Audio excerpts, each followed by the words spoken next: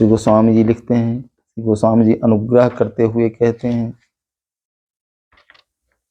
सीताराम जय सीताराम, सीताराम जय सीताराम जय सीताराम, सीता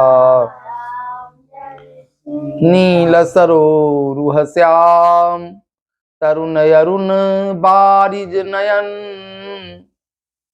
करऊ सो मम उर्धाम, सदा क्षीर सागर शयन, नील सरोरुह श्याम। सरोरुह तरह जोरुह माने सरोवर से उत्पन्न कमल, नीला कमल। नील सरोरुह श्याम, तरुण अरुण बारिज नयन। तरुण माने खिला हुआ, जवान कमल, जो पूर्ण रूप से खिला हुआ कमल है उसे हम तरुण कमल कहते हैं। बारिज नयन, नेत्र जो हैं भगवान के कैसे हैं, कहते हैं कि खिले हुए कमल के जैसा नेत्र प्रभु का है।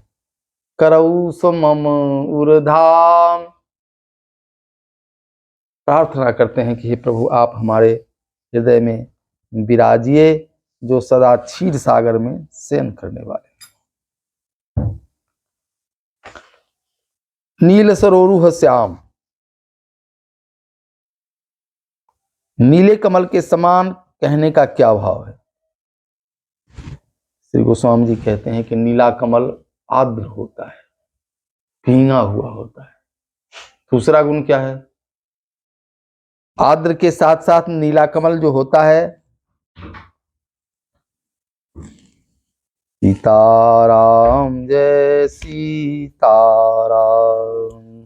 सीता आर्द्र के साथ कोमल होता है।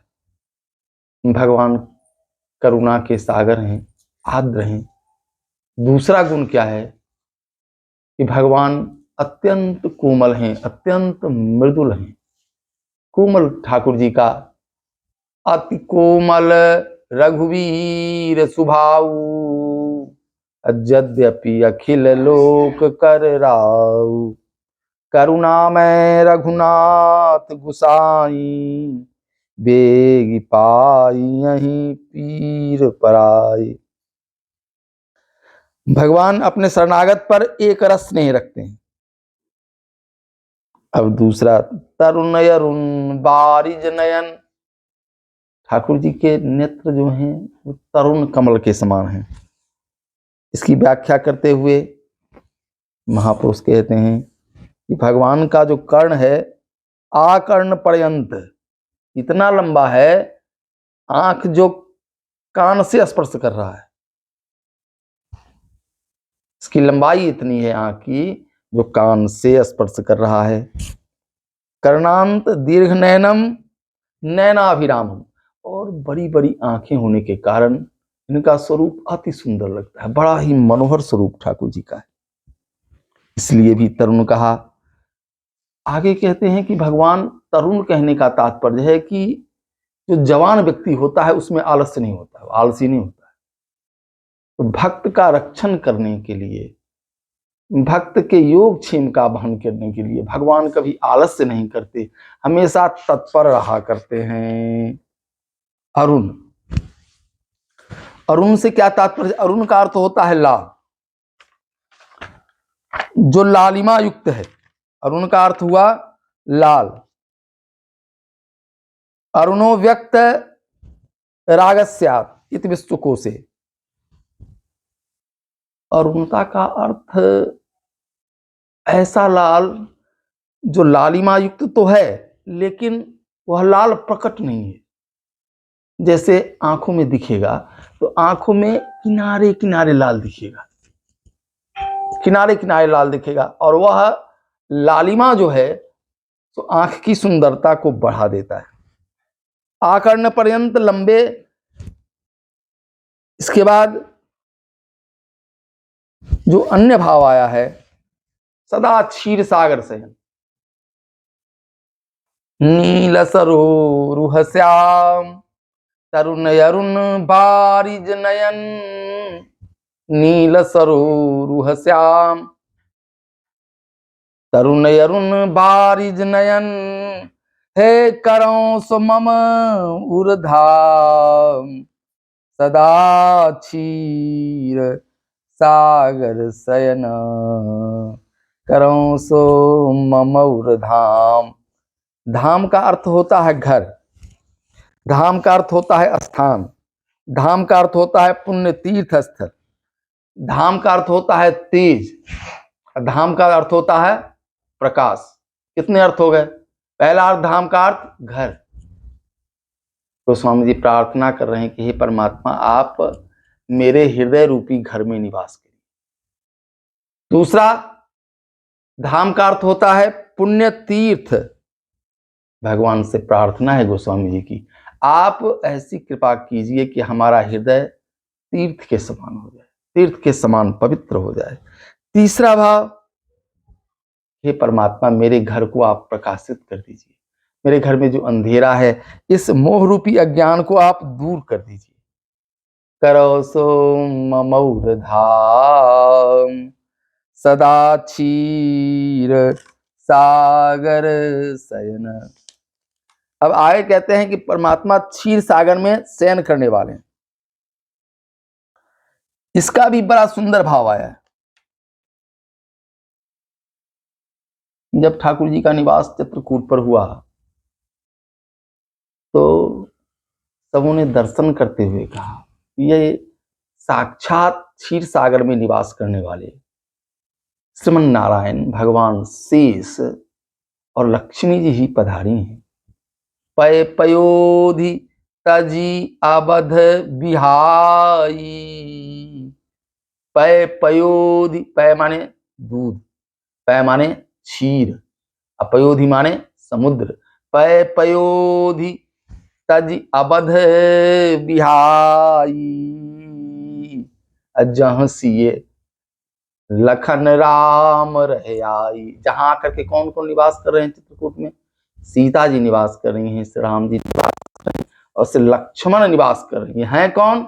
ये साक्षात भगवान श्रीमन नारायण हैं, महारानी लक्ष्मी हैं, और शेष भगवान आए हैं। ये तीनों ही क्षीर सागर में निवास कर रहे हैं। अर्थात वे स्वयं श्री रामावतार ग्रहण कर श्री राम जी की लीला भी करते हैं और श्री राम जी की कथा को भी जानते हैं। इसलिए प्रार्थना करते हैं गोस्वामी जी महाराज की, आप प्रभु की लीला को जानने वाले हैं, प्रभु की महिमा को जानने वाले हैं, इसलिए आप मेरे हृदय में निवास करिए, जिससे मेरे द्वारा कही जा रही कथा सबका मंगल करे, सबका कल्याण करे, जगत में आनंद ही आनंद हो। ऐसी आप मेरे ऊपर कृपा कर दीजिए। अन्य भाव, दूसरे महापुरुष कहते हैं कि भगवान विष्णु के स्वरूप को व्यास जी ने श्रीमद् भागवत में गाया है। शांताकारं भुजगशयनं पद्मनाभं सुरेशं, जय जय, लक्ष्मीकान्तं कमलनयनं योगिभिर्ध्यानगम्यं,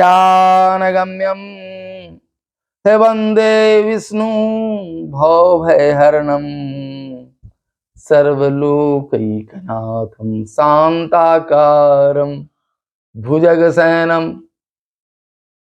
भुजंग माने सांप, भुजंगशयनं पद्मनाभं सुरेशं, विश्वाधारं गगन सदृशं, मेघवर्णं शुभांगम।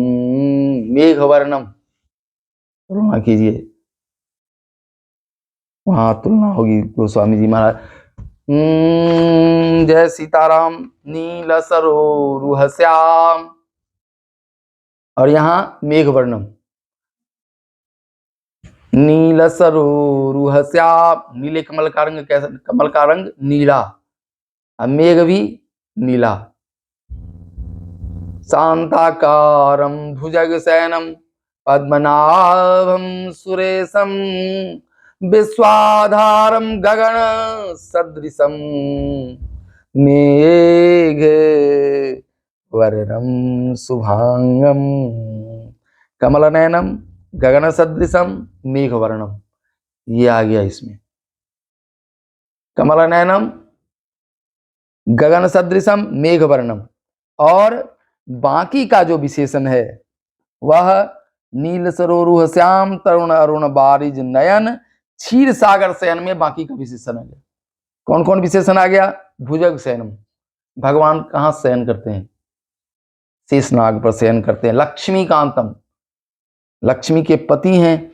और पद्मनाभ भी कहलाते हैं। आदि सभी विशेषणों का ग्रहण इससे हो गया। सीताराम जय सीताराम, सीताराम जय सीताराम, जय सीताराम।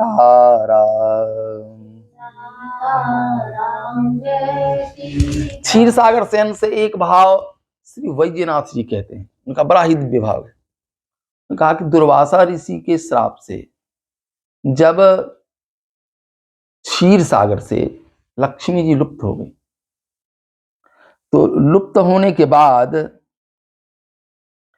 क्षीर सागर के मंथन के बाद जब देवताओं और असुरों ने मिलकर क्षीर सागर का मंथन किया तो लक्ष्मी जी प्रकट हुई। तो वैजनाथ जी कहते हैं कि हे प्रभु, आप ऐसी कृपा करिए कि मेरे हृदय रूपी क्षीर सागर का मंथन कीजिए और इसमें भक्ति रूपी जो है सो लक्ष्मी को प्रकट कर दीजिए। सीताराम जय सीताराम, सीताराम जय सीताराम, जय सीताराम।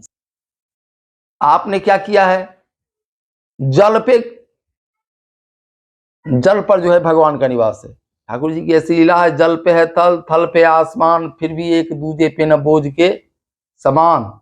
न आन है न बान है, बिना खंभे का मकान है, बड़ा जबरदस्त उसका इंतजाम है। अद्भुत इंतजाम वाला परमात्मा है। अब वह परमात्मा स्वयं, हम लोग जल पर शयन कर सकते हैं?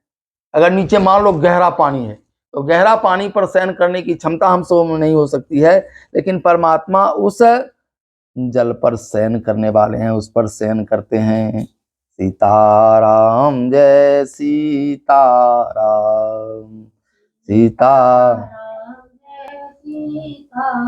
इसमें कहा कि क्षीर सागर शयन को सतोगुण मान, उनसे मुंह को होई बाचाल या सत्वगुणी वृत्ति मांगी। दूध कौन पीता है? जो सात्विक होगा। मांस कौन खाएगा? जो तामसी स्वभाव का होगा। या फिर मिर्च अधिक मिर्च मसाला वाला खाएगा। तो अलग अलग स्वभाव के लोग होते हैं। तो सबसे पहले कहा कि जो क्षीर सागर में शयन करने वाले परमात्मा हैं, जो सतोगुण वाले परमात्मा हैं, आप से प्रार्थना है प्रभु कि आप ऐसी कृपा करो कि मेरी जो मूक वाणी है उसमें बोलने की शक्ति प्रकट हो जाए। राम जय सीताराम, सीताराम जय सीताराम। तरुण अरुण वारिज नयन, जो तरुण व्यक्ति होता है उसमें सामर्थ्य होती है, वह असंभव को भी संभव कर सकता है, जवान में यह ताकत होती है। तो तरुण अरुण वारिज नयन से जो रजोगुणी वृत्ति है, रजोगुण रूपी जो है मान, उससे प्रभु से कहा कि प्रभु आप ऐसी कृपा कर दो कि जिस तरह पंगु बड़े पहाड़ पर चढ़ जाता है, इसी तरह आप मुझ में भी सामर्थ्य कर दो, सामर्थ्य उत्पन्न कर दो कि मैं इस असंभव कार्य को संभव कर सकूं। तीसरा, नील सरोरुह श्याम। ये तामसी जो होता है, स्वभाव जो होता है, ये नील वर्ण का होता है, नीले वर्ण का होता है, काले वर्ण का होता है। तो नील सरोरुह श्याम से प्रार्थना की कि हे प्रभु आप ऐसी कृपा मेरे ऊपर कर दो कि मेरे भीतर जो कलयुग का पाप है इसे आप दूर कर दो। कलिमल मथन, ऐसा कहकर 3 प्रकार के भाव व्यक्त किए। आगे श्री गोस्वामी जी महाराज श्री राम जी के अनन्य उपासक हैं, और अनन्य उपासक होने के कारण एक बार वृंदावन में उनकी परीक्षा भी हुई। वृंदावन श्री गोस्वामी जी आए हुए थे और भगवान श्री कृष्ण के दरबार में आए। उस दरबार में एक पंडित रहा करते थे, वो पंडित का नाम था परशुराम जी। परशुराम जी ने देखा गोस्वामी जी को कि गोस्वामी जी दंडवत प्रणाम कर रहे हैं, भगवान को, कृष्ण को कर रहे हैं। तो उन्होंने एक व्यंग्य किया गोस्वामी जी के ऊपर, कहा कि अहो तुलसीदास जी महाराज, आप तो अनन्य निष्ठा वाले साधु हो, श्री राम जी के उपासक हो, आप कृष्ण को प्रणाम क्यों कर रहे हो? परशुराम बिनु इष्ट को नवै सो मूढ़क हो, आप ऐसा क्यों कर रहे हैं? तो गोस्वामी जी ने भगवान से प्रार्थना की कि हे प्रभु, आज तो आपकी छवि इतनी सुंदर है कि बारंबार प्रणाम करने की इच्छा होती है। कितना सुंदर रूप आपने धारण किया है, लेकिन आज मैं आपको प्रणाम नहीं करूंगा। भगवान ने कहा क्यों नहीं करोगे? तो गोस्वामी जी ने कहा कि आज मैं प्रणाम तभी करूंगा ठाकुर जी, जब आप आज धनुष बाण धारण कर लो। धनुष बाण धारण करने के बाद ही मैं प्रणाम करूंगा। तो भगवान ने मुरली छोड़ दी और धनुष बाण धारण कर लिया। बोलो भक्तवत्सल भगवान की जय।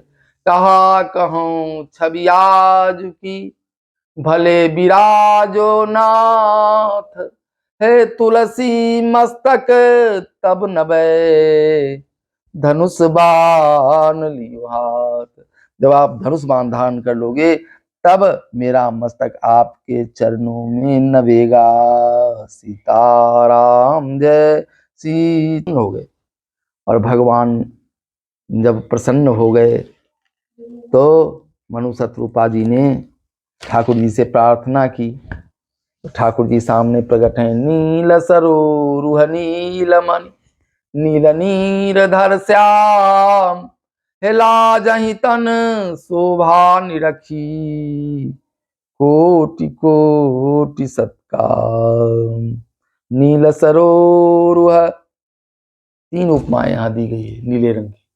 नील सरोरुह, नीलमणि, और यहां जो सोरठा है उसमें नील सरोरुह श्याम, एक उपमा।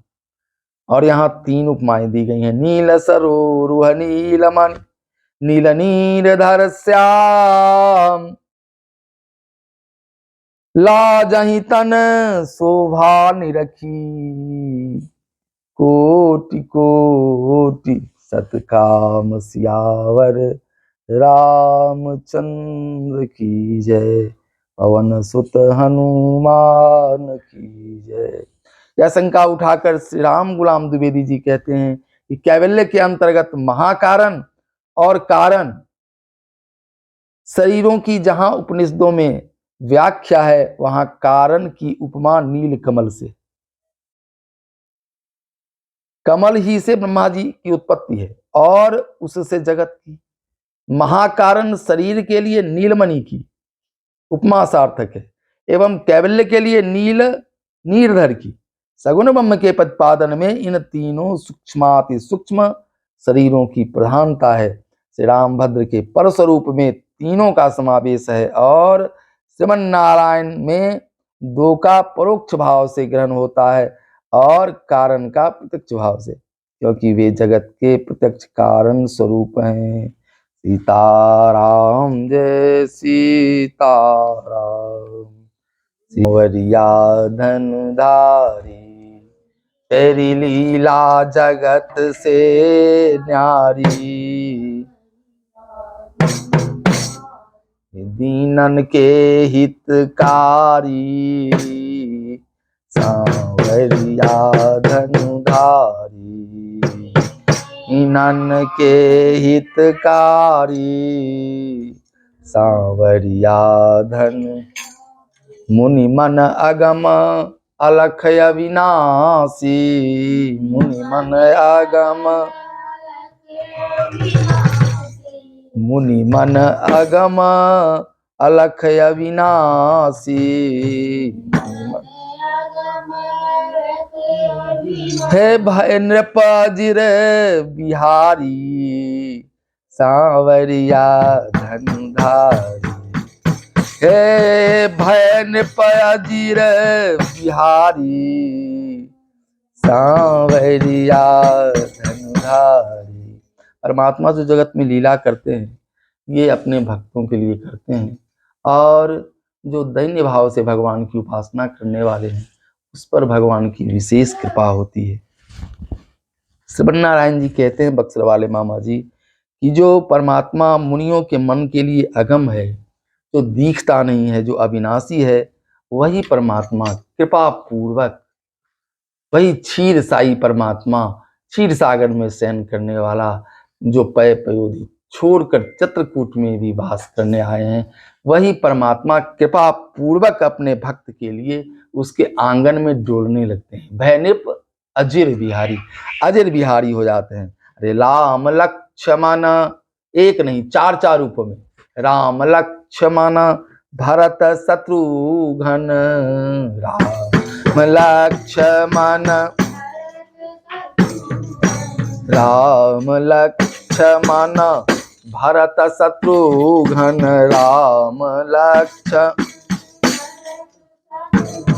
हे श्याम गौर बपुधारी, सांवरिया धनुधारी, श्याम गौर बपुधारी, सांवरिया। दो भैया श्याम वर्ण के हैं और दो भैया गौर वर्ण के हैं। श्री राम और भरत श्याम वर्ण के हैं और लक्ष्मण और शत्रुघ्न भैया गौर वर्ण के हैं। रोम रोम ब्रह्मांड कोटि लखी, रोम रोम, रोम रोम ब्रह्मांड कोटि लखी, रोम रोम। हे अति विस्मित महतारी, सांवरिया धनुधारी।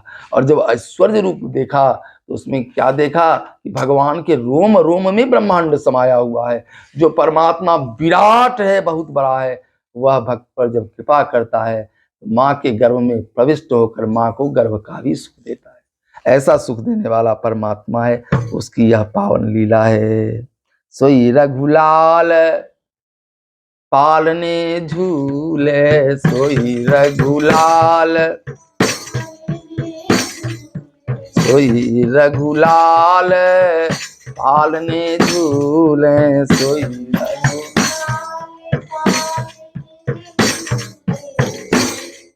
हसत देत किलकारी, सांवरिया धनुधारी। हे हसत देत कारी, सांवरिया धनुधारी।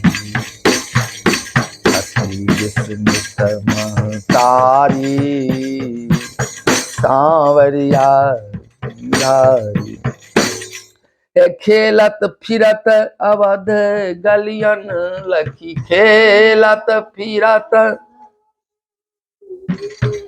हे खेलत। जो राजमहल है उसमें तो सबको सुख देते ही हैं, जो बाहर रहने वाले लोग हैं उसकी भी इच्छा है हम भी जरा रामलला के दर्शन कर लें। तो चारों भैया क्या करते हैं, गलियों में घूमने लगते हैं और घूम घूम कर सबको दर्शन देते हैं। खेलत फिरत अबध गलियन लखी, खेलत, हे थकित नगर नर नारी, सांवरिया। हे थकित नगर नर नारी, सांवरिया धनुधारी। लीला जगत से न्यारी, सांवरिया धनु। हे विद्या निधऊ भय विद्यार्थी, जो परमात्मा विद्या के सागर हैं, वे मानव लीला करते हुए विद्यार्थी बन जाते हैं। क्या बन जाते हैं? विद्यार्थी बन जाते हैं। विद्या निधि हूं भय विद्यार्थी, अरे जाकी सांस श्रुतिचारी, सांवरिया गिरधारी। हे सांस, जाकी सांस श्रुतिचारी, सांवरिया धनुधारी, तेरी लीला जगत से न्यारी, सांवरिया धनुधारी। रवि शशि शिव विधि इंद्र करत नित, रवि शशि शिव विधि इंद्र करत नित। जब ठाकुर जी पधारे अयोध्या जी में तो इनकी रखवाली कौन कौन कर रहे हैं? सूर्य कर रहे हैं, चंद्रमा कर रहे हैं, शिव जी कर रहे हैं, विधाता कर रहे हैं, इंद्रदेव देवताओं के राजा इंद्र कर रहे हैं। ये सब पहरेदारी में लगे हैं। हे रवि शशि शिव विधि इंद्र करत नित, जाकी पहरेदारी, सांवरिया धनुधारी। लीला जगत से न्यारी।